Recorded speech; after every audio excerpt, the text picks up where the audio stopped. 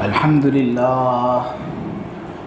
لله نحمده ونستعينه ونستغفره ونؤمن به ونتوكل عليه ونعوذ بالله من شرور أنفسنا ومن سيئات أعمالنا من يهده الله فلا مضل له ومن يضلله فلا هادي له ونشهد أن لا إله إلا الله وحده لا شريك له ونشهد أن سيدنا ومولانا وحبيبنا محمدا عبده ورسوله الحمد لله وكفى والصلاة والسلام على رسوله المصطفى وعلى عباده الذين ارتضى ومن بهداهم اهتدى وبآثار أهل المدينة اكتفى أعوذ بالله من الشيطان الرجيم بسم الله الرحمن الرحيم يا أيها المزمل قم الليل إلا قليلا نصفه أو انقص منه قليلا أو زد عليه ورتل القرآن ترتيلا إنا سنلقي عليك قولا ثقيلا إن ناشئة الليل هي أشد وطئا وأقوم قيلا إن لك في النهار سبحا طويلا واذكر اسم ربك وتبتل إليه تبتيلا رب المشرق والمغرب لا إله إلا هو فاتخذه وكيلا واصبر على ما يقولون واهجرهم هجرا جميلا. میں اللہ کی پناہ مانگتا ہوں مردود شیطان سے. شروع کرتا ہوں اللہ کے نام سے جو بڑا رحم کرنے والا سب پر رحم کرنے والا ہے. اے چادر میں لپٹنے والے، رات کے وقت نماز کے لیے کھڑے ہو جایا کر. کچھ حصہ چھوڑ دے، لیکن آدھا حصہ یا آدھے حصے سے کچھ کم یا اس سے زیادہ رات کے وقت نماز ادا ضرور کر لیا کر، اور ٹھہر ٹھہر کر قرآن کی تلاوت کر. یقیناً ان قریب ہم تجھ پر ایک بوجھل کلام نازل کرنے والے ہیں. یقین جان رات کے وقت اٹھنا نفس پر بڑا شاق ہے، نفس کو روکنے کے اندر بڑا شدید ہے، اور بات سیدھے طریقے سے اسی وقت کے اندر کہی جاتی ہے. یقیناً دن کے اندر تو ایک لمبی مصروفیت کے اندر مشغول ہوتا ہے. اپنے پروردگار کا نام لے اور تمام چیزوں سے الگ ہو کر، منحرف ہو کر اپنے پروردگار کی طرف توجہ کر دے. وہ مشرق اور مغرب کا مالک ہے، اس کے سوا کوئی معبود نہیں. اسی کو تو اپنا کارساز بنا.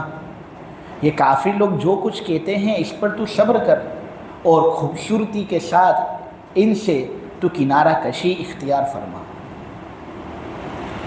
الحمدللہ اللہ تبارک و تعالیٰ کے فضل و کرم سے سورہ جن کی تفسیر 7 ہفتوں تک چلی. اس کے بعد اب آج سے سورہ مزمل کی تفسیر ہونے والی ہے. سورہ مزمل مکی سورت ہے، یعنی نبی کریم صلی اللہ علیہ وسلم نے جب ہجرت نہیں فرمائی تھی، ہجرت ابھی باقی تھی، اس کے پہلے کے دور کی یہ صورت ہے. نبی کریم صلی اللہ علیہ وسلم پر جو صورتیں ابتدائی دور کے اندر نازل ہوئی نا، ان ابتدائی صورتوں میں سے ایک صورت سورہ مزمل ہے. بڑی شاندار صورت ہے، اس کی شان بھی بڑی اونچی ہے۔ کہتے ہیں کہ سب سے پہلے نبی کریم صلی اللہ علیہ وسلم پر وحی نازل ہوئی اس وقت جب آپ کی عمر 40 سال کی تھی۔ ابن عبد البر نے اپنی کتاب استیعاب کے اندر یہ بات لکھی ہے کہ نبی کریم صلی اللہ علیہ وسلم جب پہلی مرتبہ وحی حضور پر نازل کی گئی تو 8 ربیع الاول کی تاریخ تھی، تب نبی کریم صلی اللہ علیہ وسلم پر پہلی مرتبہ وحی نازل ہوئی، اور اس وقت آپ کی عمر 40 سال اور 1 دن بتائی جاتی ہے۔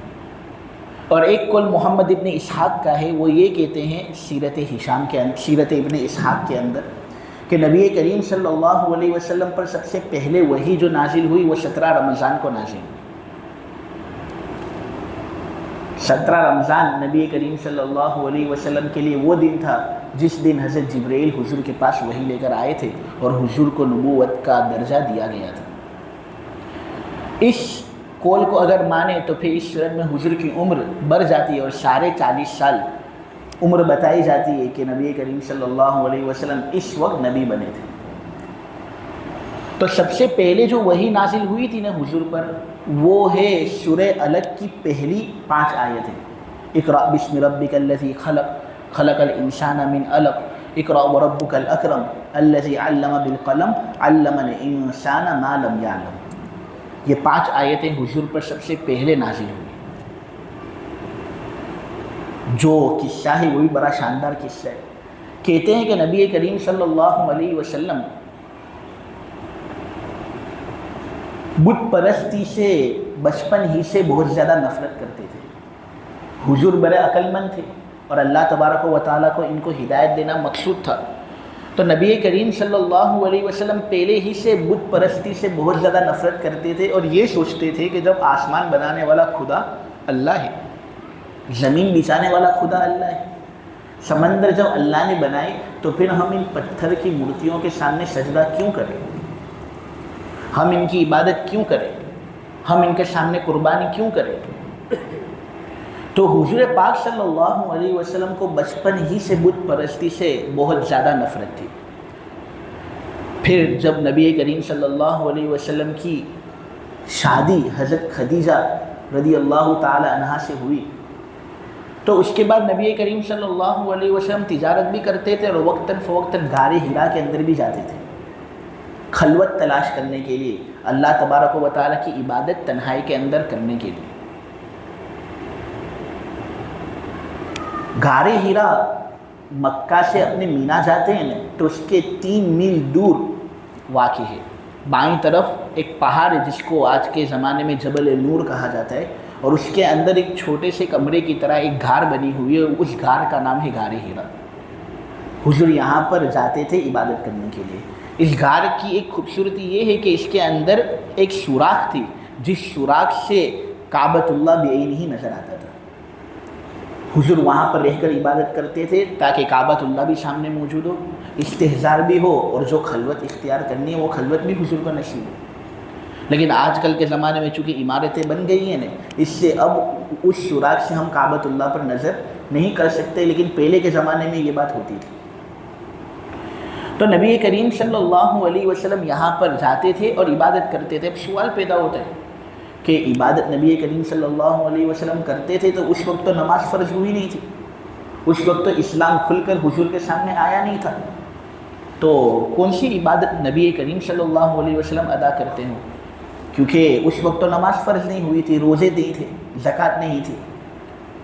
تو ابن حجر عسقلانی جو ایک بہت بڑے اسلامی اسکالر ہیں، انہوں نے اس سلسلے میں 8 قول نقل کیے ہیں، لیکن احناف کے یہاں راجح قول جس کو صاحب در مختار نے بھی پسند کیا ہے وہ یہ ہے کہ حضور پر کشف ہوتا تھا اور الہام ہوتا تھا، اور دل کے اندر جو عبادت مناسب ہوتی تھی وہ حضور کے سامنے منکشف ہو جاتی تھی۔ ابراہیم علیہ السلام جو عبادت کرتے تھے، پہلے کے انبیاء جو عبادت کرتے تھے، تو ان کا طریقہ عبادت حضور کے سامنے اس طرح کھل جاتا تھا اور وہ اس طرح اللہ کو یاد کرتے تھے، اللہ کا ذکر کرتے تھے۔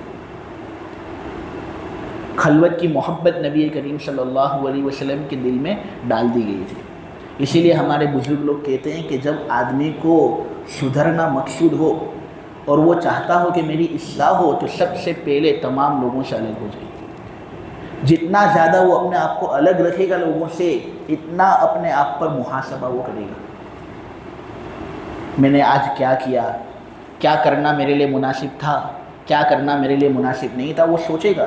پورا دن دوستوں کے اندر, پورا دن ساتھیوں کے اندر, پورا دن فیملی کے اندر, تو کبھی بھی آدمی اپنے آپ پر محاسبہ کرتا نہیں. محاسبہ اسی وقت ممکن ہو سکتا ہے جب آدمی اکیلا ہو. کچھ دیر اکیلا دن کے اندر گزارنا چاہیے, اپنے کرتوت کے بارے میں سوچنا چاہیے, مائنڈ کے اندر یہ چیزیں سوچنی چاہیے کہ کیا کام مجھے آج کرنے چاہیے تھے اور میں نے کیے نہیں, اور کون سے کام میں نے کر لیے جو میرے لیے کرنے مناسب نہیں تھے. انشاءاللہ جب آدمی اس طرح سوچتا ہے نا تو بہت ترقی کرتا ہے. اکیلا رہنا اس لیے بہت زیادہ مفید ہے. حضور بھی اس طرح اکیلے رہتے تھے تاکہ بت پرستی سے نبی کریم صلی اللہ علیہ وسلم دور رہیں. اب حضرت عائشہ رضی اللہ تعالی عنہ روایت بیان کرتی ہے کہ نبی کریم صلی اللہ علیہ وسلم پر سب سے پہلی وحی کس طرح ہے. یہ روایت بخاری کے اندر بھی موجود ہے, اور ہمیں تو حضرت عائشہ رضی اللہ تعالی عنہ پر خوب رحمتیں بھیجنی چاہیے, اور ہمیں تو حضرت عائشہ کے لیے خوب دعائیں کرنی چاہیے, کیونکہ وہ ہیں تو انہوں نے یہ سب باتیں ہمارے سامنے واضح کی. اگر حضرت عائشہ ہی بیان نہ کرتی تو پھر حضور کی ابتدائی زندگی کس طرح تھی, سب سے پہلی وحی حضور پر کس طرح نازل ہوئی, وہ ہم تک کس طرح آتا. حضرت عائشہ رضی اللہ تعالی عنہ جب انہوں نے حضور کے ساتھ نکاح کیا تھا نا تو ان کی عمر مشکل سے 8-9 سال کی تھی, رخصتی جب ہوئی تھی تب, ورنہ نکاح تو نبی کریم صلی اللہ علیہ وسلم کے ساتھ ان کا 6 سال کی عمر میں ہو چکا تھا. لیکن پھر جب 8-9 سال کی جب حضرت عائشہ ہو گئی تھی تو بہت جلدی یہ بالغ ہو چکی تھی, تو حضور کے ساتھ ان کی رخصتی ہو گئی تھی. تو نبی کریم صلی اللہ علیہ وسلم کے ساتھ چونکہ صحبت بہت زیادہ انہوں نے اختیار کی, اس لیے اللہ نے ان کو بڑا عجیب ذہن دیا تھا, اور مزاج بھی ان کا بڑا زبردست تھا. کہتے ہیں کہ 2210 روایتیں انہوں نے نقل کی. اسلام کی سب سے بڑی فیمیل اسکالر اگر کوئی ہو تو وہ عائشہ. بہت سے مرد صحابہ بھی اتنی زیادہ روایت نہیں بیان کرتے تھے جتنی زیادہ روایتیں حضرت عائشہ نے بیان کی, اور 2210 روایتیں حضرت عائشہ نے بیان کی ہے. اس میں سے 174 تو ایسی ہے کہ اس پر بخاری مسلم کا اتفاق ہے. شیخ سلیمان ندوی نے اپنی کتاب سیرت عائشہ کے اندر یہ تعداد بیان کی. ان کے والد صاحب کا نام حضرت ابو بکر تھا, جو نبی کریم صلی اللہ علیہ وسلم کے پہلے خلیفہ تھے. حضور پاک صلی اللہ علیہ وسلم کے خاص دوست اور حضور پاک صلی اللہ علیہ وسلم کے رائٹ ہینڈ مین جس کو کہتے ہیں وہ حضرت ابو بکر تھے. ان کی لڑکی تھی حضرت عائشہ, اور ان کی والدہ کا نام تھا ام رومان, زینب نام تھا, اور ام رومان ان کی کنیت تھی.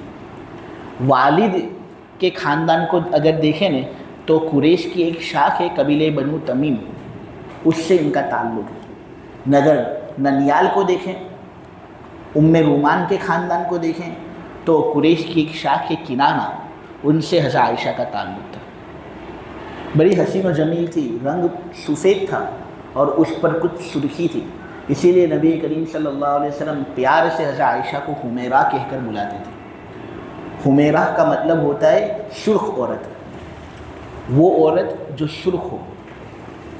لیکن ہمارے زمانے میں اگر کوئی بیوی کو پیار سے کوئی لفظ کہنا چاہے تو کہتا ہے نا اے گھوڑی, تو اس طرح حمیرہ کا ترجمہ ہمارے اساتذہ کرتے تھے.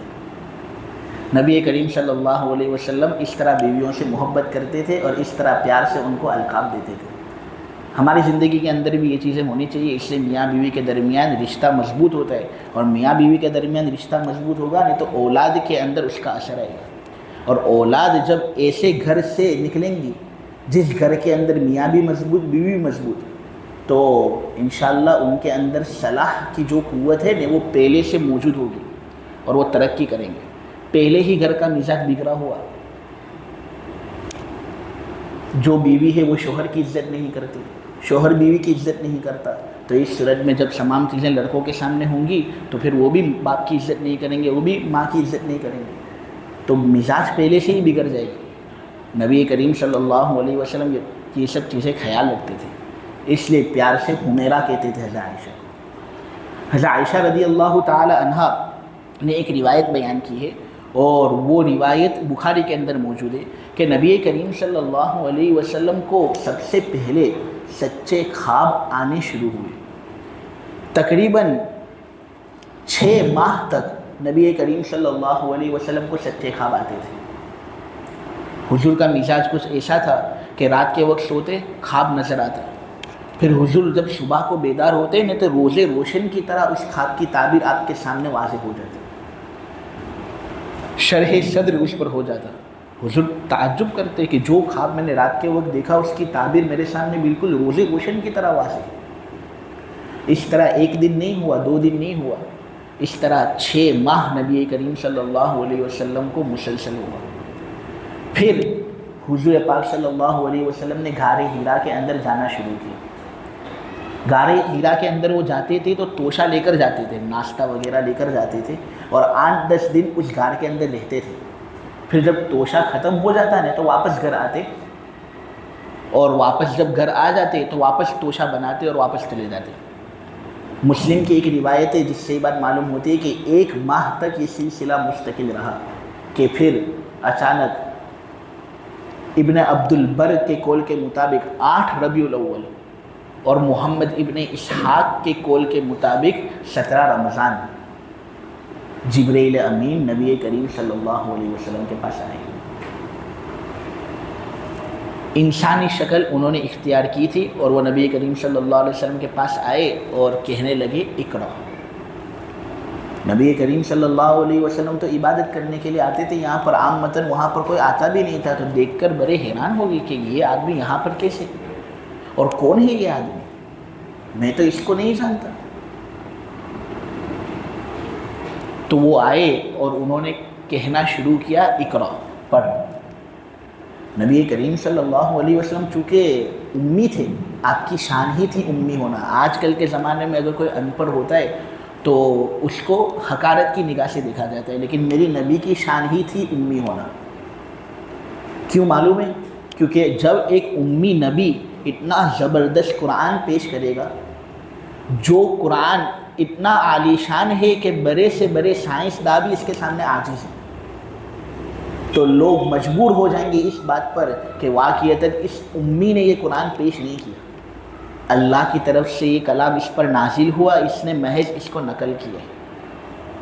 اگر وہ پڑھے ہوئے ہوتے، عالم ہوتے، ڈگری ان کو حاصل ہوتی، تو لوگ پھر اشکال کرتے نا کہ یہ تو قرآن اس آدمی نے لکھا ہے، اور یہ آدمی چونکہ پڑھا ہوا تھا اس لیے یہ سب چیزیں اس نے بنائی ہے اپنی طرف سے، یہ کوئی خدا کی طرف سے نازل کردہ کتاب نہیں۔ لیکن ایک امی ان پڑھ آدمی جب اتنا عالیشان کلام نازل کرے گا اور لوگوں کے سامنے اس کو واضح کرے گا، تو واقعتاً لوگ مجبور ہو جائیں گے اس بات کی طرف کہ اس کلام کو اس نے بنایا نہیں ہے، بلکہ یہ تو نقل کر رہے، خدا نے اس پر یہ کلام اتارا ہے، اور جو بات یہ کہہ رہا ہے وہ بالکل سچی۔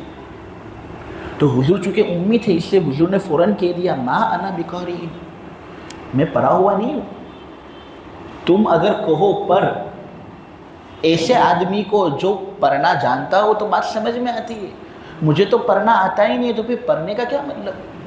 کوئی بچہ اگر کسی استاذ کے پاس آتا ہے اور استاذ اس بچے کو فوراً قرآن پاک ہاتھ میں دیتا ہے اور کہتا ہے کہ پڑھ، اب وہ بچہ تو ابھی الف با تا سا بھی جانتا نہیں، حروف تہجی بھی اس کے سامنے واضح ہوئے نہیں، تو وہ کیا کہے گا؟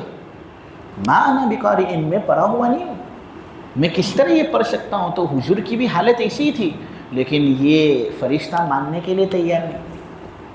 اس نے حضور کو لیا اور حضور کو سخت طریقے سے بھیجا۔ نبی کریم صلی اللہ علیہ وسلم کو اس سے بہت زیادہ تکلیف ہوئی۔ ایک تو یہ کہ اجنبی آدمی، کبھی بھی وہ جگہ آتا نہیں ہے وہ، اور پھر طاقت بھی اتنی زبردست، اور بھیج رہا ہے مجھے، تو نبی کریم صلی اللہ علیہ وسلم کو اندر ہی اندر بخار آنا شروع ہو گیا، اور بالکل گھبرا گئے کہ یہ کیا ہو رہا ہے۔ چھوڑا اور پھر کہا اقرا۔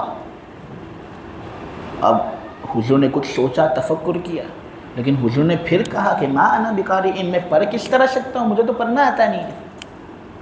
اس نے پھر حضور کو لیا، حضور کو پھر سے بھینچا، زور سے دبایا، لیکن جب واپس نبی کریم صلی اللہ علیہ وسلم کو کہا گیا اقرا، تو حضور نے واپس کہا ما انا بقارئ۔ پھر تیسری مرتبہ حضرت جبرائیل نے ان کو لیا اور بھینچا۔ 3 مرتبہ بھینچنے کے بعد حضرت جبرائیل جان گئے کہ اب اس کے اندر طاقت قوت آ گئی ہے۔ پھر حضرت جبرائیل نے سورہ علق کی 5 آیتیں نازل فرمائے، اقرأ بسم ربک الذی خلق خلق الانسان من علق اقرأ وربک الاکرم الذی علم بالقلم علم الانسان ما لم یعلم۔ اے محمد پڑھ، تیرے پروردگار کا نام لے کر پڑھ۔ کیوں نہیں پڑھے گا تو؟ ضرور پڑھے گا۔ اگر وہ پروانا چاہے گا تو ضرور پڑھے گا۔ اس کے حکم سے تو دنیا بنی ہے، وہ تو کن فیکن کا مالک ہے۔ ارادے جن کے پختے ہوں، نظر جن کی خدا پر ہو، تلاطم خیز موجوں میں وہ گھبرایا نہیں کرتے۔ ارادے جن کے پختے ہوں، نظر جن کی خدا پر ہو، تلاطم خیز موجوں میں وہ گھبرایا نہیں کرتے۔ کاش خدا کر دے تجھے کسی طوفان سے آشنا، کاش خدا کر دے تجھے کسی طوفان سے آشنا، کہ تیرے بحر کی موجوں میں اضطراب نہیں۔ تو اس طرح 3 مرتبہ جب بھینچا نے تو یہ 5 آیتیں پڑھی، حضور نے پھر پڑھنا شروع کیا۔ اب میں آگے کی بات بیان کروں، اس سے پہلے میں ایک نکتہ یہاں پر بیان کروں کہ حضرت جبرائیل یہاں پر سکھا رہے تھے نبی کریم صلی اللہ علیہ وسلم کو ایک بات۔ اگرچہ حضور پاک صلی اللہ علیہ وسلم کا حقیقی استاذ تو اللہ تھے، جبرائیل تو فقط بات پہنچانے والے تھے، تو استاذ جبرائیل ہوئے نہیں، کیونکہ اگر جبرائیل استاذ بن گئے اور حضور ان کے شاگرد بن گئے تو پھر افضل کون ہوگا؟ جبرائیل، اور حضور مفضول ہوں گے۔ حالانکہ نہیں، جبرائیل جیسے لاکھ بھی آ جائے پھر بھی نبی کریم صلی اللہ علیہ وسلم سے وہ افضل نہیں۔ حضور نبی کریم صلی اللہ علیہ وسلم کا درجہ جبرائیل سے بہت اونچا ہے۔ ہاں علماء کا اختلاف ہوا ہے کہ نبی افضل یا فرشتہ افضل، لیکن کوئی عالم دنیا میں ابھی ایسا پیدا نہیں ہوا جو یہ کہتا ہو کہ حضور سے کوئی افضل ہوگا۔ اللہ کے بعد تو نبی کریم صلی اللہ علیہ وسلم ہی کا مرتبہ ہے نا۔ تو حضرت جبرائیل اگر لاکھ بھی آ جاوے تب بھی نبی کریم صلی اللہ علیہ وسلم کا درجہ وہ حاصل نہیں کر سکتے۔ تو یہ استاذ تھے نہیں، یہ تو فقط بات کو پہنچانے والے تھے، ایک ذریعہ اور وسیلہ تھے۔ حقیقی استاذ تو اللہ تھا، اور اللہ حضور سے افضل ہے۔ لیکن یہاں پر ایک بات میں آپ لوگوں کو کہہ دوں کہ یہاں پر بظاہر تو یہ چیزیں حضور کو سکھا رہے تھے انہیں، تو 2 چیزیں کی انہوں نے۔ ایک تو یہ کہ اپنے سینے سے لگایا اور پھر زور سے بھینچا بھی۔ معلوم ہوا کہ اگر کوئی ٹیچر اپنی ٹیچنگ کے اندر کامیاب ہونا چاہتا ہو، بچوں کے اندر وہ چاہتا ہو کہ اس کی کامیابی پھیلے اور بچے روشن مستقبل کے بنے، تو اس کو دونوں چیزیں کرنی پڑیں گی، نرمی کے مقام پر نرمی اور سختی کے مقام پر سختی۔ اگر سختی ہی سختی سختی ہی سختی سختی ہی سختی تو وہ ٹوٹ جائے گا بچہ، تم کچھ کر ہی نہیں سکتے۔ دین کی دعوت کے اندر بھی یہی کام کرنا ہے، سختی ہی کرتے رہیں گے تو ٹوٹ جائے گا وہ، نہیں نرمی ہی کرتے رہیں گے تو وہ تمہیں کھا جائے گا، تمہیں توڑ دے گا وہ۔ تو نرمی کے مقام پر نرمی، سختی کے مقام پر سختی۔ بچے کو لگے کہ استاذ کو مجھ سے محبت ہے تو وہ سختی بھی برداشت کر لے گا اور کڑوی دوا بھی پی لے گا۔ تو حضرت جبرائیل نے یہی کام کیا کہ سختی سے بھینچا بھی اور پھر دل پر بھی لگایا۔ اس سے یہ بات معلوم ہوتی ہے، فائدے کی بات میں نے آپ لوگوں کے سامنے واضح کی۔ تو پھر حضور کے پاس جب یہ 5 آیتیں نازل ہوئی تو اب حضور تو بہت گھبرائے ہوئے تھے، کیونکہ ایک انوکھا واقعہ حضور کے پاس پیش ہوا تھا۔ تو جلدی گھر جاتے ہیں اور کہتے ہیں زمیلونی زمیلونی، ایک خدیجہ، ایک گھر والوں جلدی میرے پاس آؤ، مجھے بخار آ رہا ہے، اپنی جان کا خدشہ مجھے ہے، مجھے اپنی ہلاکت کا خوف ہو رہا ہے، کیا ہوگا میرے ساتھ، مجھے چادر اوڑاؤ چادر اوڑاؤ چادر اوڑاؤ، زمیلونی زمیلونی زمیلونی۔ اللہ تبارک و تعالیٰ کو یہ ادا اتنی زیادہ پسند آئی کہ اللہ اب لاڈ کے اندر اور پیار بھرے انداز میں کہہ رہے ہیں کہ ایک کملی کے اندر لپٹنے والے گھبرا گیا، ابھی تو بہت کام کرنا ہے، صبر کرنا ہے، محنت کرنی ہے، مشقت کرنی ہے، گھبرانا مناسب نہیں۔ تم گھر کے اندر بیٹھے رہو گے، چادر کے اندر لپٹ کر رہو گے، نہیں، ابھی تو دشمنوں سے مقابلہ کرنا ہے، ابھی دنیا کو اپنی قدموں کے اندر رکھنا ہے، تمہیں یہ دعوت کرنی ہے، اب آرام کا وقت گیا، اب محنت کا وقت شروع۔ تو تو اس لیے پیار بھرے انداز میں یہاں پر نبی کریم صلی اللہ علیہ وسلم کے لیے اللہ تبارک و تعالیٰ کہہ رہے ہیں کہ ایک کپڑے میں لپٹنے والے اٹھ اور محنت شروع کر دے۔ اب محنت دنیاوی ہوتی ہے اور ایک محنت اخروی ہوتی ہے۔ ادب یہ ہے کہ آدمی پہلے اخروی محنت کے اندر لگے نے پھر دنیاوی محنت شروع کرے۔ مثلا دکان کھولنی ہوتی ہے صبح میں، تو صبح میں دکان کھولنے سے پہلے 2 رکعت پڑھے، فجر کی نماز پڑھے، دعا مانگے اللہ سے کہ اللہ یہ دن میرے لیے دشوار دن ہو سکتا ہے، تو اس کو میرے لیے آسان کر دے۔ میں محنت کرنے والا ہوں، پورا دن محنت کروں گا، دکان پر بیٹھوں گا اور روزی حاصل کرنے کی تلاش کے اندر ہوں۔ سب سے پہلے میں تجھے یاد کرتا ہوں، تو میرے لیے آسان کر دے۔ جب یہ فارغ ہو جائے گا تو پھر دن رات وہ محنت کرے گا، تو اللہ انشاءاللہ اس سبب کو اختیار کرنے پر نتیجہ بہتر سے بہتر دے گا۔ دونوں چیزیں کرنی ہیں، دعا بھی مانگنی ہے اور محنت بھی کرنی ہے۔ دعا ہی مانگتے رہو گے تو اس میں تو ذلت ہی ہے نا، کیونکہ اسباب کو چھوڑنا بیوقوفی ہے۔ آدمی کھانا کھاتا ہے نا، یا یہ کہتا ہے کہ تقدیر کے اندر اگر یہ بات لکھی ہوئی ہے کہ میں بھوکا مروں گا تو کھانا کھانے سے کوئی فائدہ نہیں، کیونکہ مجھے تو بھوکا مرنا ہے۔ نہ اگر تقدیر کے اندر یہ بات لکھی ہوئی ہے کہ میں بھوکا نہیں مروں گا تو کھانا کھانے کی کوئی ضرورت نہیں۔ کیا آدمی یہ سوچتا ہے؟ نہیں، وہ کھانا تو کھاتا ہی رہتا ہے نا، صبح کو بھی کھائے گا، دوپہر کو بھی کھائے گا، رات کو بھی کھائے گا، 3 مرتبہ کھائے گا، کبھی ناشتہ بھی کرے گا، کیونکہ دنیا سببوں پر چلتی ہے۔ تو اس لیے دعا مانگے اور ساتھ ساتھ سبب بھی اختیار کرے، تو انشاءاللہ پھر اس میں حقیقی ابدیت ہوتی ہے اور اس میں پھر آدمی کامیاب ہوتا ہے۔ تو یہاں پر اللہ کے رسول صلی اللہ علیہ وسلم کو اللہ یہی کہہ رہے ہیں کہ ایک کپڑے میں لپٹنے والے رات کے وقت اللہ کے سامنے تہجد کی نماز ادا کر اور میری یاد کے اندر تو مشغول ہو جا۔ ہاں، کچھ حصہ چھوڑ دے، کچھ حصہ تو آرام کر لے، کچھ حصہ بیوی کے ساتھ گزار لے، کوئی حرج نہیں، لیکن کچھ حصے کے علاوہ رات کے وقت تجھ پر تہجد کے اندر اٹھنا لازم۔ میرے عزیزو، یہاں پر نبی کریم صلی اللہ علیہ وسلم کو تہجد کے لیے اٹھنے کو کہا جا رہا ہے۔ اس سے ہمارے علماء یہ کہتے ہیں کہ نبی کریم صلی اللہ علیہ وسلم پر پہلے اور تمام صحابہ پر پہلے تہجد کی نماز فرض تھی، کیونکہ پہلے 5 وقت کی نمازیں تو ہوتی نہیں تھی نا، وہ تو پھر معراج کی رات جب واقع ہوئی تب 5 نمازیں فرض ہوئی، اور وہ تو غالباً آپ سمجھیں نا کہ اس واقعے سے 8، 9، 10 سال کی بات ہے، اتنی دیر بعد نماز فرض ہوئی لوگوں پر، تو اس وقت فقط تہجد ہی ادا کرنا تھا، اس سے تمام لوگوں پر تہجد کی نماز ادا کرنا ضروری تھا۔ دن کے وقت نماز کیوں ادا نہیں کر سکتے؟ اس لیے کہ اگر کوئی دیکھ لے گا نماز پڑھتے ہوئے تو شاید وہ اس پر ظلم کرے گا کہ یہ کیا نئی حرکت شروع کر رہے ہو، کیا بغاوت کا ارادہ ہے تمہارا؟ اور دن کے اندر کام کاج بھی ہوتا ہے، لوگ لمبی مصروفیت کے اندر بھی ہوتے ہیں، اس سے رات کا وقت بہتر سے بہتر وقت ہوتا ہے۔ ہاں، اگرچہ یہ وقت ایسا ہوتا ہے کہ نفس پر بڑا شاد گزرتا ہے، اٹھنا بہت مشکل کام، آدمی طاقتور سے طاقتور آدمی ہوگا، وہ جن کے اندر بڑا سے بڑا ویٹ اٹھا لے گا، لیکن تہجد کے وقت پر کمل اٹھانا اس کے لیے بہت مشکل، بیوی کو چھوڑنا اس کے لیے بہت مشکل۔ لیکن اللہ تبارک و تعالی نے کہا ہے کہ کچھ چھوڑو گے تبھی تو کچھ حاصل ہوگا۔ من پسند چیزیں اگر تمہارے پاس رہیں گی، اگر من پسند چیزیں تمہارے پاس ہیں تو اس کے ہوتے ہوئے بڑا کام ہو تھوڑی سکتا ہے۔ بڑا کام کرنے کے لیے قربانی بھی ایسی دینی پڑتی ہے۔